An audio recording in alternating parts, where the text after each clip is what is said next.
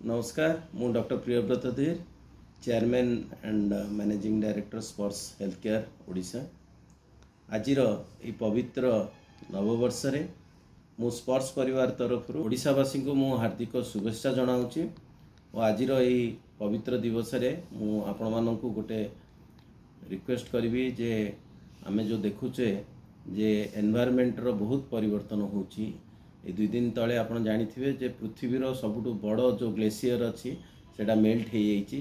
तो यार कारण समस्ते बहुत अधिक कर जानिथिबे जे आमे जो एनवायरमेंट रे जो टेम्परेचर लेवल बढ़ी बढ़ी दिन दिन जाउची और देखुथिबे परिवर्तन पाग परिवर्तन होची सब दिनर परिवर्तन होची। तेणु आमे माने समस्ते निज तरफ चेष्टा करिबा जे एनवायरमेंट को ए आम पृथ्वी को केमती रक्षा करिबा। आमे ट्री प्लांटेशन करि परिबा विभिन्न जगह रे आमे अलिया आवर्जना जो पकाउछु ताकू केमती प्रिवेंट करि परिबा। या द्वारा हमर स्वास्थ्य भी भल रहिबो। हमर स्वास्थ्य prevention is better than cure. So सब बेले चेष्टा करिबा जे आमे जेमती परिवेश को भल रखिबा निज देह को स्वास्थ्य को भल रखिबा।